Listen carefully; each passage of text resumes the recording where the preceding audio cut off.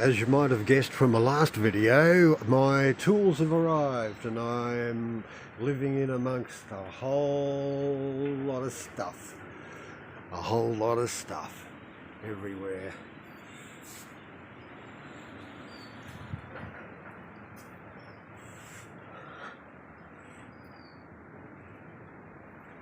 Yeah, it's great to have materials. Here are my dagger boards, which need quite a bit of work, but they're in very good nick. However, they're extremely heavy, so I'm cutting out big areas, and I've just started drilling some holes, but all of these rectangles will be cut out, and that way I'll actually be able to lift them. You might be wondering what these little patches are, which are all around my boat now. What I've done is I've put fiberglass cloth, epoxied it into place so that epoxy doesn't come through from the outside as I work on the outside. If they look a little bit messy later on, I will simply grind them off. Another little problem which I've come across, it looks like this area here was responsible, or possibly this drain hole here, draining water out from in there. But it has been a problem in the past. You can see some patching here which really didn't fix the problem, and the problem extends down here and down here. Doesn't look good, does it? Down there, evident also from this side. Start pulling it away, very messy. It's yeah, so a little bit more fun to be had right there. There is a big patch here, and also down here you might notice there's two layers of this frame. One got rotted away and another one was put in. Now you might ask the question, who in their right mind would make so many band-aid repairs just to cover it up without actually fixing them? The problems just get worse. The two previous sailors of this boat both loved it so much that they never sold it. They kept it until they died. Well, the grapevine works well here, and the people here that knew the previous owners and those associated with it tells me it turns out that when the first owner died, the man responsible for getting it ready to be sold did the repairs, did the cover-up patches, then sold it for $8,000. So obviously it wasn't in great shape back about 20 years ago. The last sailor who owned it, Gene, did some really good improvements, like putting in a proper engine, for example. So anyway, here she is today, ready for a new lease of life. These are the last of the plywood patches that I'm putting on. It's got to the point where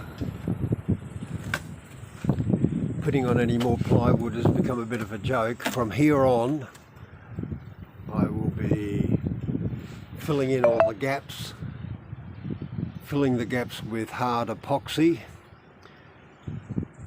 then smoothing it off, putting on fiberglass, fairing and anti-fouling. So it's a good stage to have reached. It's quite a solid main hull now.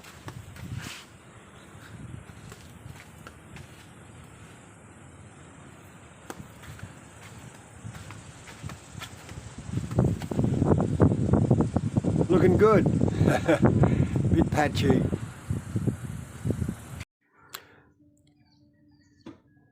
Here at the back of the boat is another little problem which is similar to what I've pointed out before. We've got all these little holes here, more cracks down here, there's more underneath there, and around here. What the problem is, once again, is putting a screw or a bolt into an area that's submerged by water. And no matter what they tell you, these Sikaflex silicon type sealers don't really last that long, and water gets in and ultimately all this sort of stuff happens.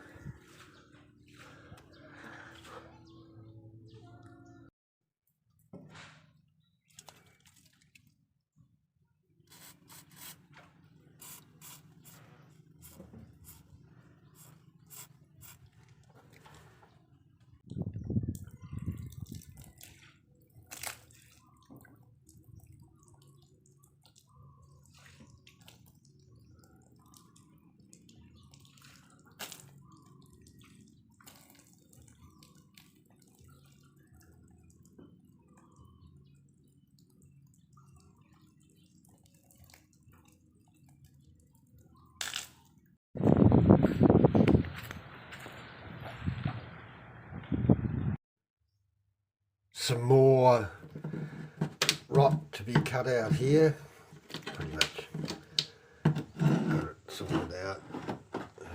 This is a bit loose still here. Anyway, at the front of the boat here is where I am. As much as I would like to keep the original shelving, it's nice stuff. I've had to remove quite a bit there because it was pretty cumbersome, and I may have to remove, but hopefully replace this to get at the soft stuff behind it. But this one here, it's not a very useful shelving system at sea because things will fall out of it, and even worse than that, it stops a double bed from going in there. It would not fit. It needs to come to about here if it was jammed against the daggerboard casing there. So all in all, that's got to come out, and this is how I do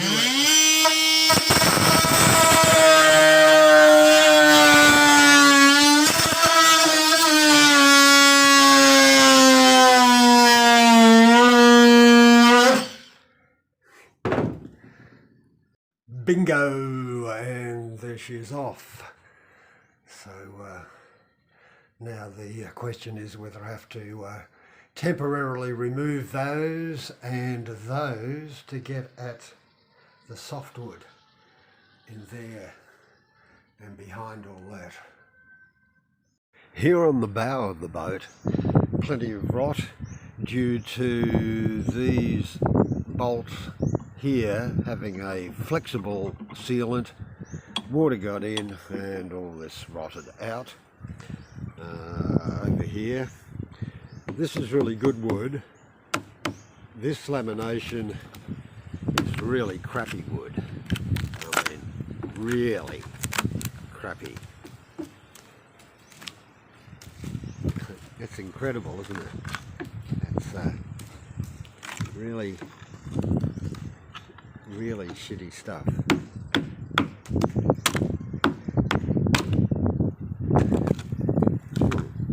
And the same on that side. Now that I've taken the freezer out, we can see what was underneath it, and it is soft. I mean, soft. And surprisingly, just like under the toilet, we've got fiberglass that never actually got wetted out. I don't know what the builder was thinking. Actually, it looks like the wood I thought was good, this stuff, as opposed to this stuff, actually is rubbish wood as soon as it gets wet.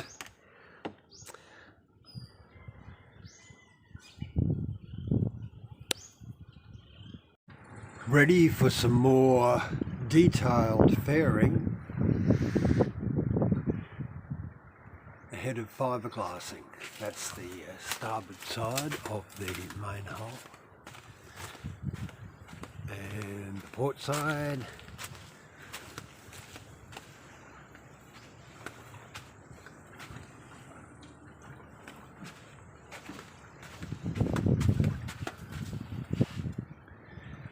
It's pretty fair for just doing it with an angle grinder, and it's going to get better. Fresh timber there and some 1-inch ply and more to come. Before I start putting epoxy on the main hull, I want to know how well epoxy sticks to different paints, and I've done this little test strip here on the side of the main hull. Now I've had the electric sander do a patch, I've had coarse sanding with just a sheet of very coarse sandpaper, I've put some thinners on some areas and let it sit for half an hour, I've put thinners on immediately before I put the epoxy on, and I've done straight epoxy mixed with at least 50% thinners on each of the patches. Now my takeaway from this is the electric sander just seemed to polish it and didn't make much difference at all. Even with no preparation, the epoxy generally sticks pretty well to everything. As you can see, I've got the various layers of paint that I'm testing. And the troublesome one, of course, is the anti-foul, which is a relatively soft anti-foul, and epoxy seems to come away from that quite easily. Well, the surprising thing is that none of the preparations really seem to make much difference at all. The coarse sanding with some 60 grit paper seemed to help a little bit. The Stanley electric sander didn't seem to make any difference at all. But what made a huge difference is the epoxy that was thinned out with at least 50% thinners stuck so much better to everything in all cases, and a little bit better when it was applied directly over thinners immediately before it.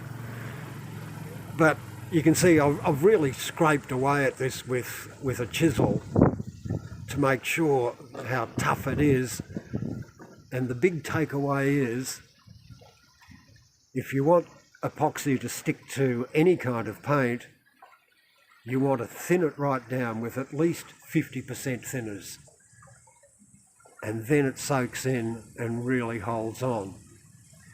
Now another question is, of course, how well does epoxy stick to epoxy? And the recommended thing is to always sand it if it is old epoxy, and this is something you'd want to generally do anyway, but I'm going to do a test of that a little bit later and show you the results.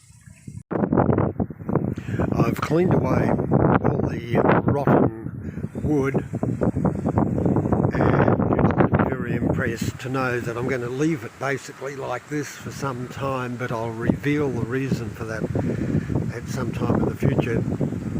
The rock went right into the port armour there, but luckily there was enough epoxy and what have you there to stop it extending further.